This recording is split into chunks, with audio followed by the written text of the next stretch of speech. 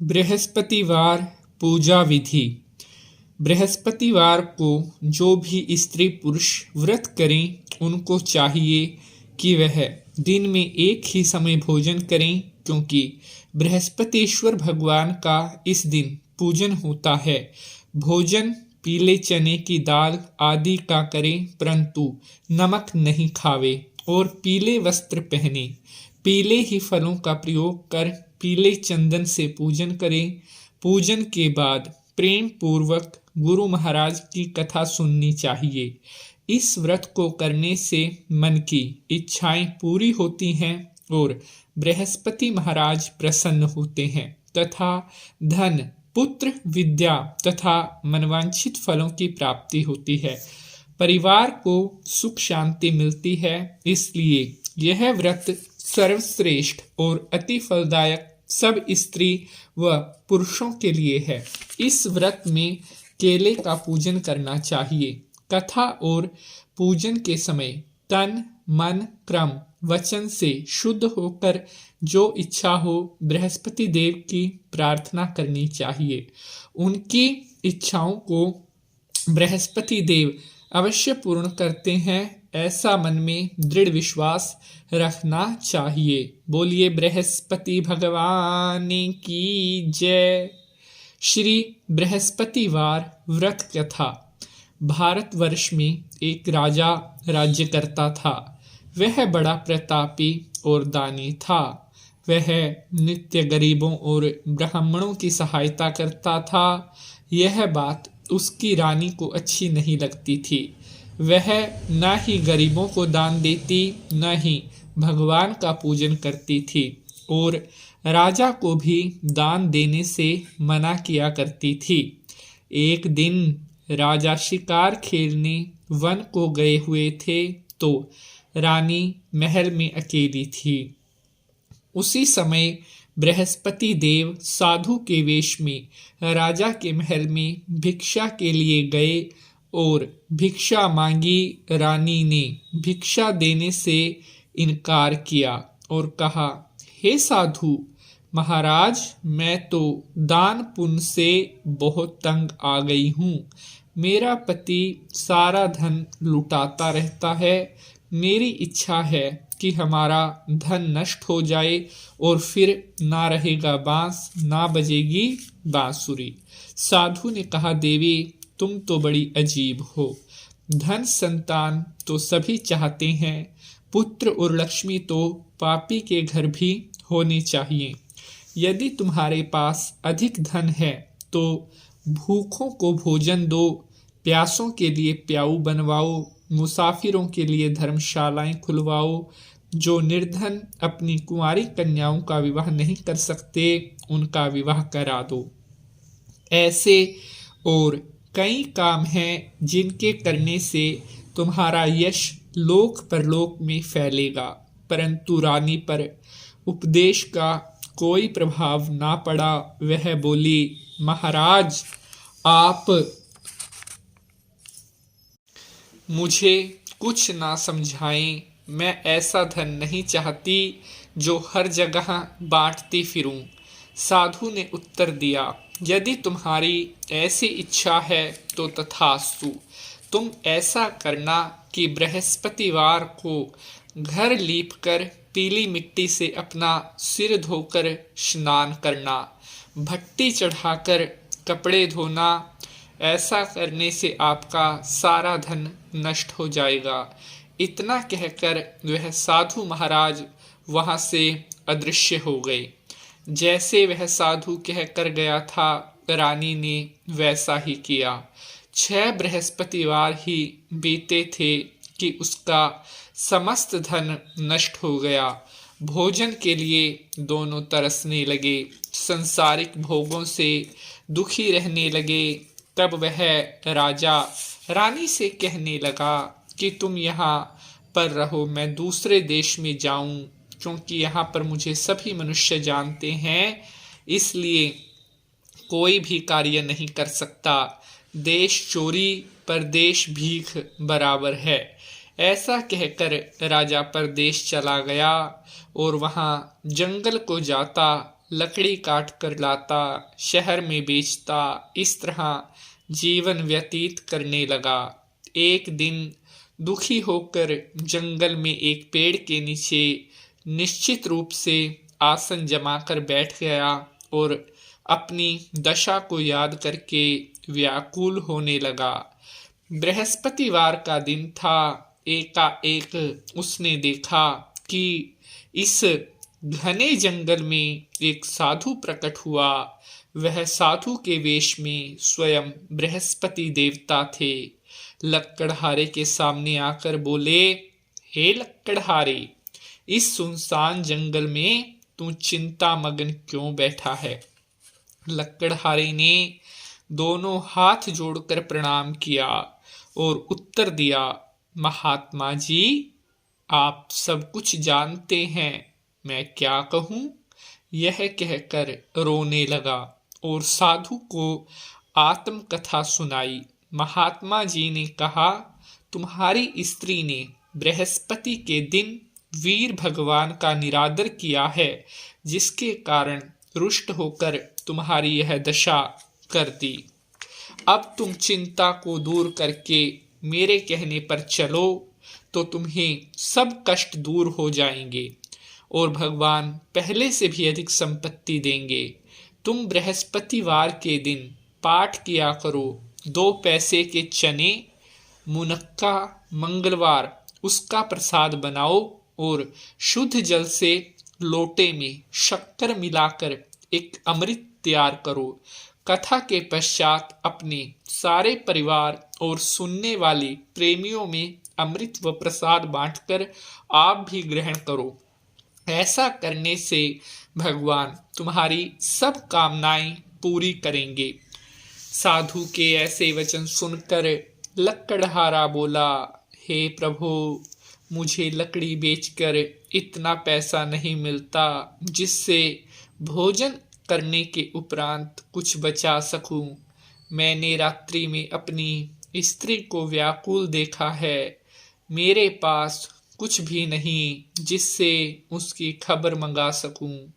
साधु ने कहा, हे लक्कड़हारे, तुम किसी बात की चिंता मत करो। बृहस्पति के दिन तुम रोजाना की तरह लकड़ियां लेकर शहर जाओ। तुमको रोज से दुगना धन प्राप्त होगा, जिससे तुम भली भांति भोजन कर लोगे तथा बृहस्पति देव की पूजा का सामान भी आ जाएगा। इतना कहकर साधु अंतर्ध्यान हो गए। धीरे धीरे समय व्यतीत होने लगा, पर फिर वही बृहस्पतिवार का दिन आ गया। लक्कड़हारा जंगल से लकड़ी काटकर किसी भी शहर में बेचने गया और उसे उस दिन उन लकड़ियों का दाम पहले से बहुत ज्यादा मिला। राजा ने चना गुड़ लाकर गुरुवार का व्रत किया। उस दिन से उसके सभी क्लेश दूर हुए, परंतु जब दोबारा गुरुवार का दिन आया तो बृहस्पतिवार का व्रत करना भूल गया। इस कारण बृहस्पति भगवान नाराज हो गए। उस दिन से उस नगर के राजा ने विशाल यज्ञ का आयोजन किया तथा अपने शहर में यह घोषणा करा दी कि कोई भी मनुष्य अपने घर में भोजन ना बनावे, न आग जलावे। समस्त जनता मेरे यहाँ भोजन करने आवे।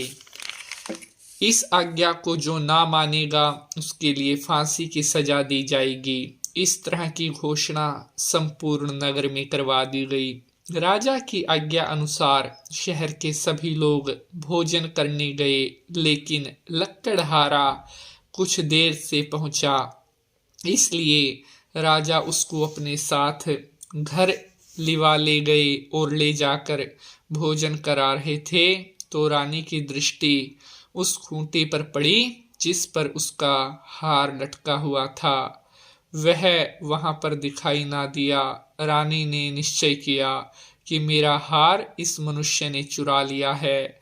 उसी समय पुलिस को बुलाकर उसको जेल खाने में डलवा दिया।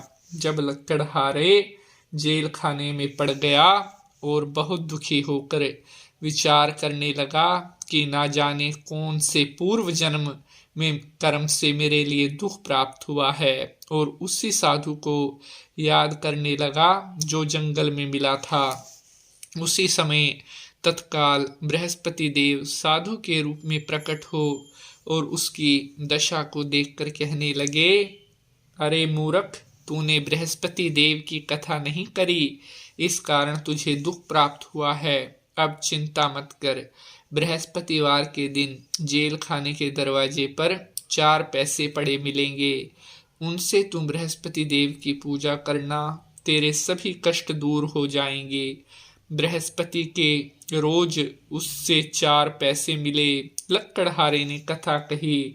उसी रात्रि को बृहस्पति देव ने उस नगर के राजा को स्वप्न में कहा, हे राजा, तुमने जिस आदमी को जेल खाने में बंद कर रखा है वह निर्दोष है, उसे छोड़ दो, नहीं तो तेरा सब कुछ नष्ट कर दूंगा। इस तरह रात्रि के स्वप्न को देखकर राजा सुबह उठा और खूंटी पर हार देखकर लक्कड़हारे को बुलाकर क्षमा मांगी तथा लक्कड़हारे को योग्य सुंदर वस्त्राभूषण देकर विदा किया तथा बृहस्पति देव की आज्ञा अनुसार लक्कड़हारा अपने नगर को चल दिया। राजा जब अपने नगर के निकट पहुंचा तो उसे बड़ा आश्चर्य हुआ। नगर में पहले से अधिक बाग, तालाब, कुएं तथा धर्मशाला, मंदिर बन गए हैं। राजा ने पूछा, यह किसका बाग और धर्मशाला है? तब नगर के सब लोग कहने लगे, यह सब रानी और बांदी के हैं। तो राजा को आश्चर्य हुआ और गुस्सा भी आया। जब रानी ने यह खबर सुनी कि राजा आ रहे हैं तो उसने बांदी से कहा कि हे दासी, देख, राजा हमको कितनी बुरी हालत में छोड़ गए थे। हमारी ऐसी हालत देखकर वह लौट ना जाए, इसलिए तुम दरवाजे पर खड़ी हो जा। आज्ञा अनुसार दासी दरवाजे पर खड़ी हो गई। राजा आए तो उन्हें अपने साथ ले आई। तब राजा ने क्रोध करके अपनी रानी से पूछा कि यह धन तुम्हें कैसे प्राप्त हुआ? तब उन्होंने कहा, हमें यह सब बृहस्पति के व्रत के प्रभाव से प्राप्त हुआ। राजा ने निश्चय किया कि 7 रोज बाद तो सभी बृहस्पति देव का पूजन करते हैं, परंतु मैं रोजाना दिन में 3 बार कहानी कहा करूंगा तथा रोज व्रत किया करूंगा। अब हर समय राजा के दुपट्टे में चने की दाल बंधी रहती तथा दिन में 3 बार कहानी कहा करता। एक रोज राजा ने विचार किया कि चलो अपनी बहन के यहाँ हो आवे। इस तरह निश्चय कर राजा घोड़े पर सवार होकर अपनी बहन के यहाँ चलने लगा। मार्ग में उसने देखा कि कुछ आदमी एक मुर्दे को लिए जा रहे हैं।